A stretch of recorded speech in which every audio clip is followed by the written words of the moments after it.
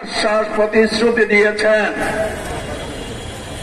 এইসব ফ্যাসিবাদের দোসরদেরকে প্রশাসনের গুরুত্বপূর্ণ জায়গায় পদায়ন করে দলীয় স্বার্থ সিদ্ধি, দলীয় এজেন্ডা বাস্তবায়নের জন্য নিয়োগ দেবেন।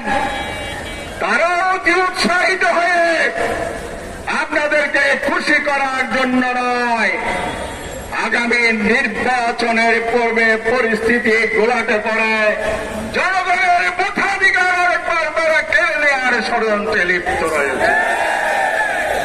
এই ধরনের স্বৈরাচারের দোসর দেখে প্রশাসনে রেখে সুষ্ঠু নির্বাচনকে আশা করা যায়? তাহলে আগামী ফেব্রুয়ারির যে নির্বাচনের ঘোষণা এসেছে, সেই নির্বাচন সরকারের প্রতিশ্রুতি হচ্ছে ইতিহাসের সেরা নির্বাচন ওনারা করবেন।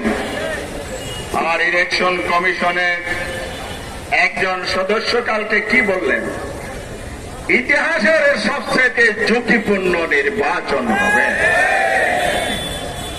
মাননীয় স্বরাষ্ট্র উপদেষ্টা, আইন শৃঙ্খলা নিয়ন্ত্রণের দায়িত্ব এই মন্ত্রণালয়ের। আপনার এটা শপথবদ্ধ একজন উপদেষ্টা হিসাবে নৈতিক এবং সাংবিধানিক দায়িত্ব দেশের আইন শৃঙ্খলা পরিস্থিতি শান্তিপূর্ণ রাখা।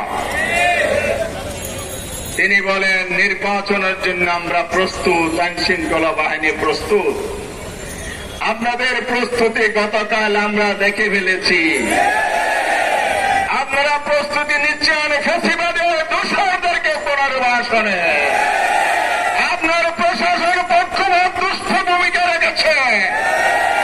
আপনার ফ্যাসিবাদের দোসর অফিসাররা অতি উৎসাহিত করে নৌসদের নেতাদের উপর হামলা চালিয়ে শুধু নিরপেক্ষতা হারায়নি, সরকারকে বিতর্কিত করেছে, সামনে প্রশ্নবিদ্ধ করে তুলেছে।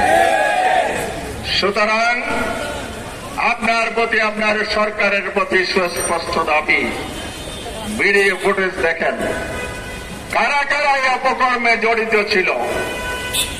আইন শৃঙ্খলা বাহিনীর সদস্য হোক আর দলীয় সন্ত্রাসী হোক, হামলাকারী যিনি হন তিনি আইনের ঊর্ধ্বে নয়।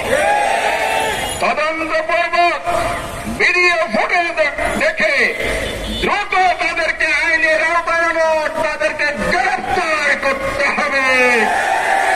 এটাই আজকের জনসভার দাবি।